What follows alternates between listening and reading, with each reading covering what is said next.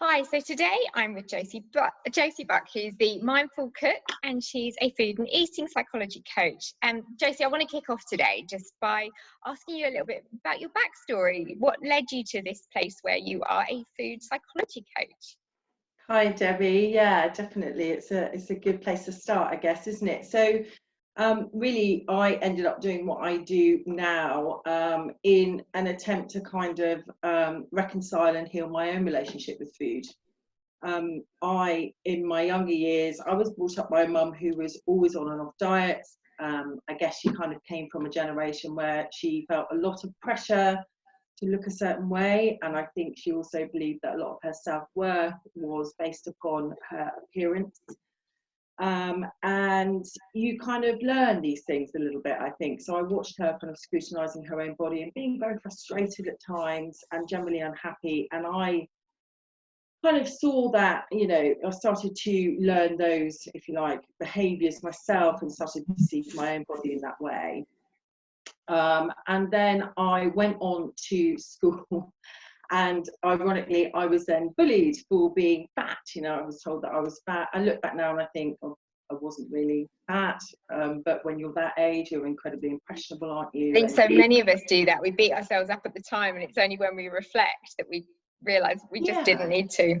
Yeah, absolutely. But these things are really big when you're younger as well, aren't they? And it kind of is the building blocks, if you like, for how you perceive yourself, and also how you kind of get through life in a way. So I coped with this. I had a great, education. I went through university, no problems. Always struggled with relationships with boys because I never felt great, I never felt like I was worthy, all that kind of stuff. And I went into a corporate career in TV, which was all great, and had a lovely career into my 30s. But I think I kind of hit my 30s and thought, fundamentally, there's something wrong. It didn't feel right. Having that internal battle with yourself and feeling the way that I felt about myself is hard work. And I realised that I needed to heal that. I needed to be able to get through that in order to enjoy and live my life in the way that I felt really, I could see the reality was that I was capable of having a better life, essentially. So, long story short, that was really what drove me to study eating psychology. My way of healing myself was to learn. I thought that, I had read all the self-help books on the planet. So I was aware that there were ways of helping myself through this. And that's when I went on to study my diploma in eating psychology. The irony is a little bit as well that I love food. I've always loved food. So that was a bit of a battle as well. So I also then went, and I still actually am studying applied nutrition, which is the application of nutritional science in food specifically. And I kicked in the corporate career and I went to work at a retreat for women. So there was kind of this, healing process, if you like, this story. That's what informed where I am today. And now you work with individual clients around their food relationship, but also you run those retreats yourself. Yeah, that's right. So I realised through the kind of process of healing my own relationship with food and the learning that I had gathered myself, that had formed my own journey, and I can quite honestly say the way I feel about myself now is so different to how I felt then. It kind of dawned on me that maybe I could help other people in the same situation. Which is when I did my first food and wellbeing retreat back in November 2017, and then kind of went on to launch the Mindful Cook.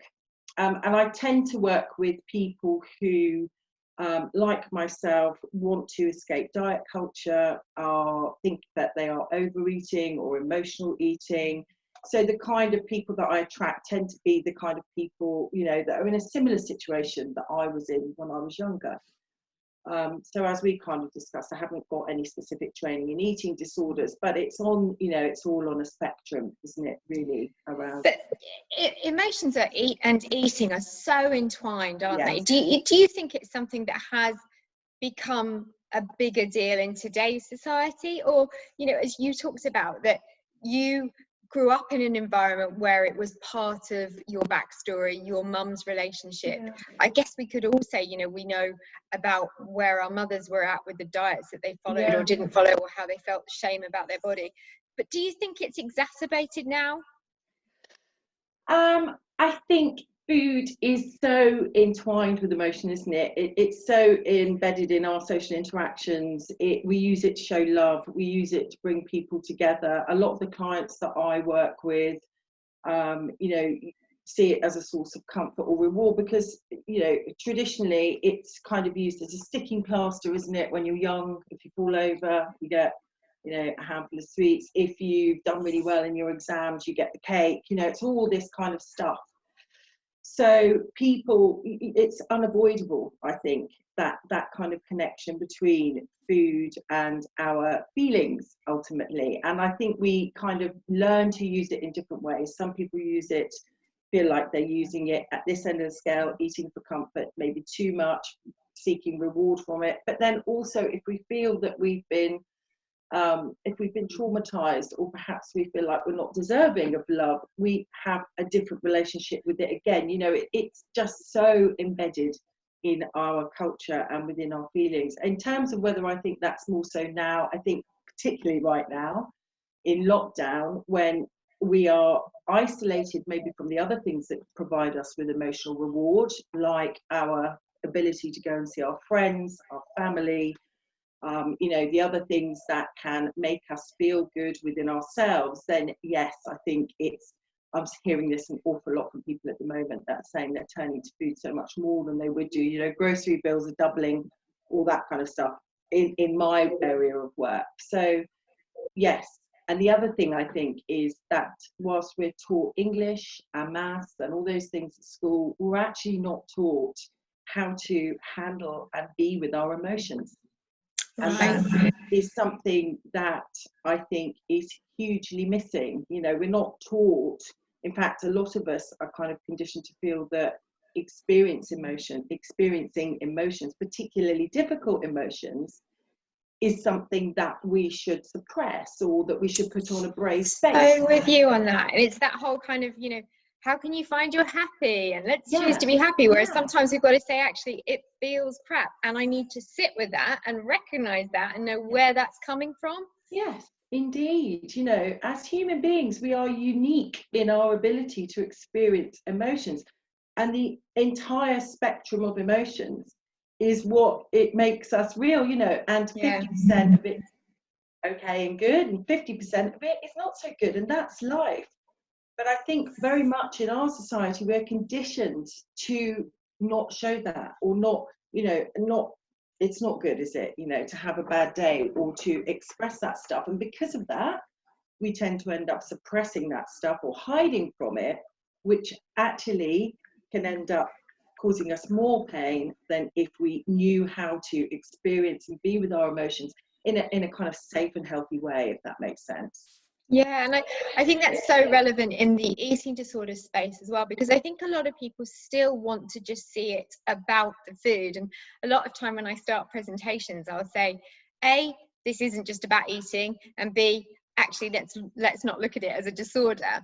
Because I kind of say that because I think we can get hung up on just seeing about, oh, that person obviously doesn't like food, that person's got a phobia about food, that person's picky about food because they've got an eating disorder.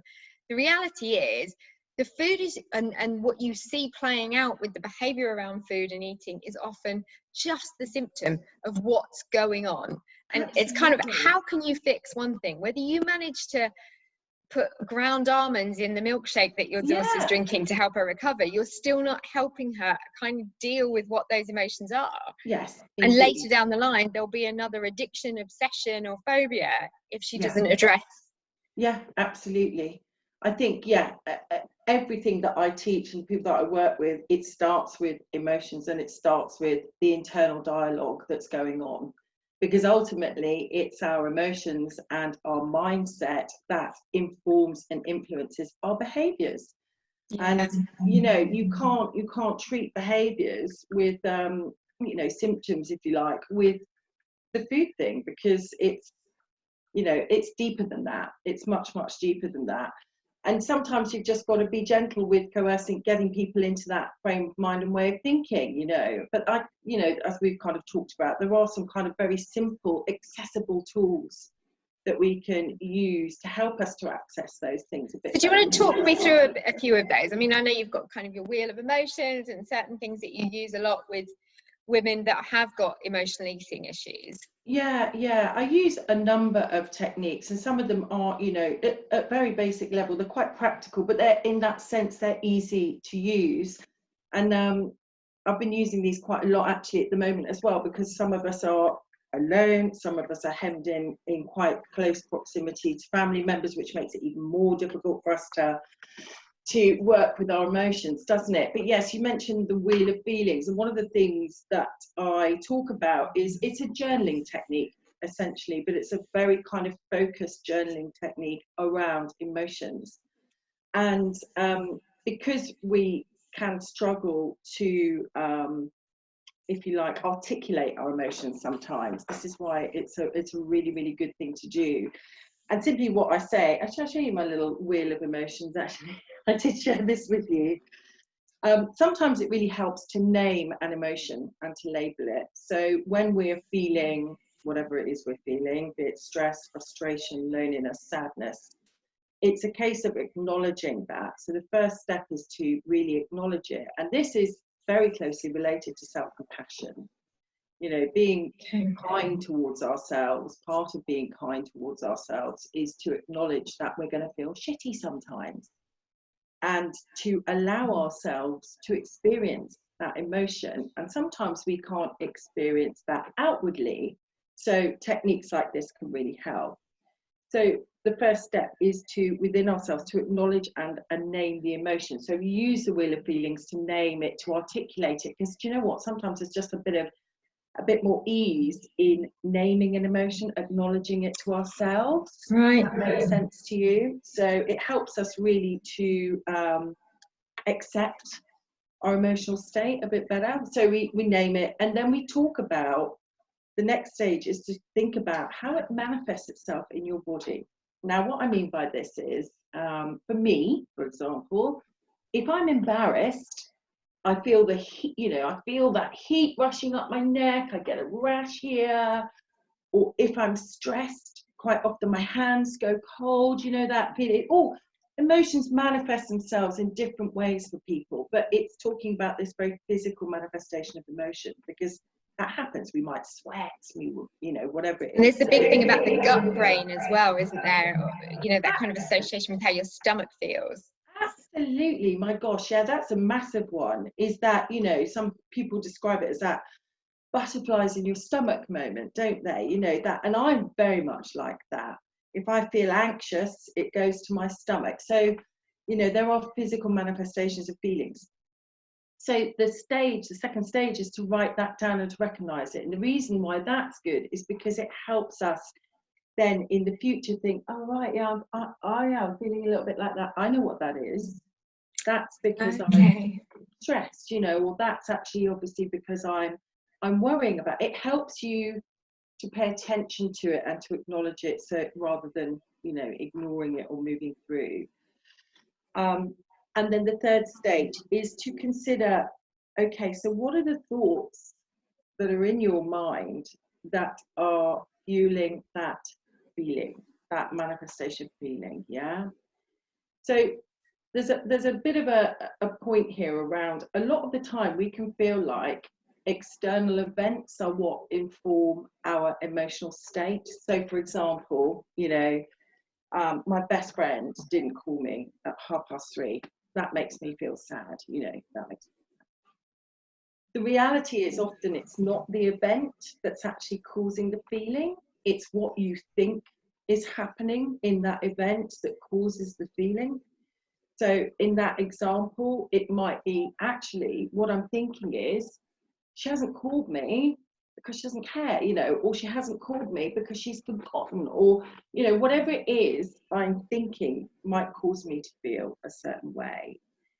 And this is where there's a lot of power in this stuff, where a lot of mindset work is really, really useful, is when we realize that actually we have the choice about what we think about circumstances. Yeah. So what I think about that scenario is actually what I choose to think about it. And that's the thing that I have influence over, and that's something that I can work on. Yeah. I find that really interesting. I often think when we get overcome by emotions, it's like, I always say, we're in a vehicle and then things become really overwhelming. So what we do is we take the seatbelt off and we get in the passenger seat. So we lose all control. Instead of saying, do you know what would be really useful is stay in control. Yeah. You are the driver of the vehicle. You're the driver of yourself. You have to Yeah. navigate the rest of that journey, whatever that looks like. Absolutely. That's such a great analogy. I haven't heard that before, but that's brilliant. It's absolutely spot on, and that's it. And I think, so that's kind of the concept of the mindset work. I think there's challenges sometimes around more difficult emotions. Okay, so we might feel, if we're not used to doing this kind of stuff, and if we're not used to working with our emotions, we might feel that we're going to be overcome by them, for example. We might feel that actually, if we, allow those things to happen and those emotions to come, that we might get stuck in them. It's like lifting the lid on Pandora's box, if you like. You might be just scared of that, so you avoid it. But little techniques like this can really help you to work through emotion and become a little bit more comfortable with experiencing emotions and start to make a bit more sense of it in your head. Yeah, wow, that's amazing. So just want to end really just saying, obviously we're in the middle of lockdown. It's not pleasant for any of us, and I know lots of people in the eating disorder community are finding it really stressful for all sorts of reasons. Shopping issues, like you say, thrust together with family, changing routines, changing behaviours, not accessing the food that they might want, and being able to self-soothe perhaps with the foods that they usually get. So any kind of tips for anyone who's got any spectrum of eating, emotions, that kind of thing right now?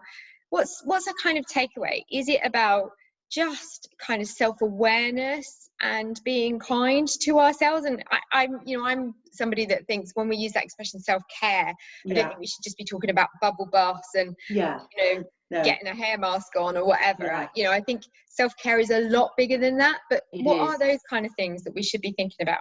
Yeah, it is. And I think, I completely agree with you. Self-care it's not about painting our toenails. It can be sometimes. I'm going to do that this weekend. That's going to make me feel better. But it's definitely on a deeper level than that. And also I think, this whole self-compassion thing sometimes can seem like a really difficult thing for people to access, because it's easy to say that, isn't it? Essentially, I think what it boils down to is just taking a gentler approach to what's going on in your head, and by that I mean listening to those voices in your head and just trying to adjust them slightly, trying to say kind of things to ourselves. And that one of the other things that I work on in my course on emotional eating is that doesn't mean you go from being hateful to joyful. There's a midway. It's about it's for example saying, as I used to say to myself, oh God, I hate my thighs. It's moving to, I've got thighs. Let's just leave it at that. They're not wonderful, they're not hateful, they're just thighs. And it's just gently helping ourselves by making slightly kinder statements to ourselves, and at this time maybe dedicating a little bit of time to doing that mindset work, sitting down and doing a bit of journaling, all this kind of stuff that is really, really hugely useful, particularly at the moment. For me, rearranging the sock drawer when I'm starting to feel a bit stressed, just little things like that, which is all about awareness, isn't it? And acknowledging. I'm on the cusp of buying a sewing machine for the first time in my life, just to try and find a more therapeutic approach. That's what we've come to. Absolutely perfect. I think that's inspired by the Wednesday's Child Craft Group. I'm kind of trying to be more in touch with my creativity. So maybe. That's a great initiative. I like that. Maybe I'll join that as well. You do that. Josie, it was lovely to chat to you. Thank you so much. I'm really grateful for your time. We will put some words on our website all about you and how people can get more involved in the work you're doing. Great. Likewise. Thank you for having me, Debbie. Thanks, Josie. See ya.